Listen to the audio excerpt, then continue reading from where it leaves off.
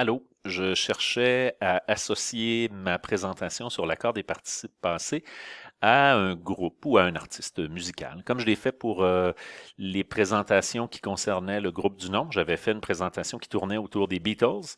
Eh bien, cette fois-là, j'ai choisi d'être un peu plus contemporain et plus francophone. J'ai donc choisi de mettre de l'avant la musique et les paroles de Loud. Ici, l'image qu'on a, c'est une image de lui avec Charlotte Cardin dans une très bonne chanson qu'il chante en duo, composée par Loud.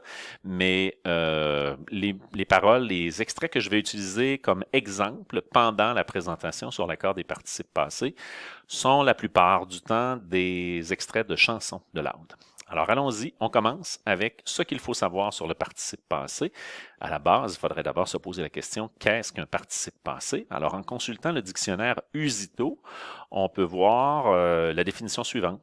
Employé avec les auxiliaires être et avoir pour former les temps. Alors employé avec être et avoir pour former les temps composés, donc en conjugaison, ou employé comme adjectif. Donc on a trois possibilités. Il peut être employé seul de la même façon qu'un adjectif. Ça, c'est le PPS, employé seul.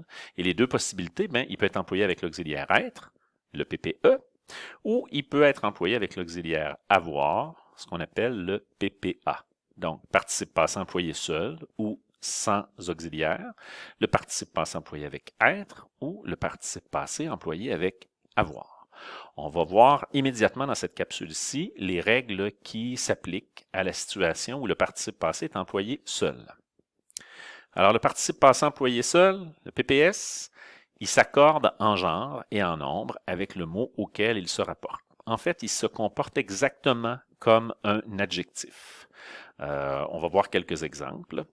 Alors, par exemple, le rappeur préféré de tous tes rappeurs préférés. Alors, je vous disais, ça, c'est un extrait d'une des chansons de Loud.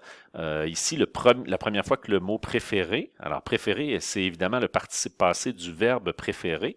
Le participe passé s'écrit avec E accent aigu. Si c'était le verbe en infinitif, ce serait ER, mais ici, on est avec le participe passé. Et il s'accorde avec le mot auquel il se rapporte. Alors, le premier préféré se rapporte à rappeur. Donc, il s'accorde avec le nom rappeur au masculin et au singulier. La deuxième fois, dans la même phrase, on a le même mot qui se rapporte au même mot, mais cette fois-ci, rappeur est au pluriel parce qu'on dit de tous tes rappeurs préférés. Alors, préféré, ici, le participe passé, ben, s'accorde avec le nom rappeur, mais qui cette fois-ci est donc masculin pluriel. Donc, préféré va être masculin pluriel. Je disais, c'est la même chose que si on était dans la situation où on utilisait un adjectif.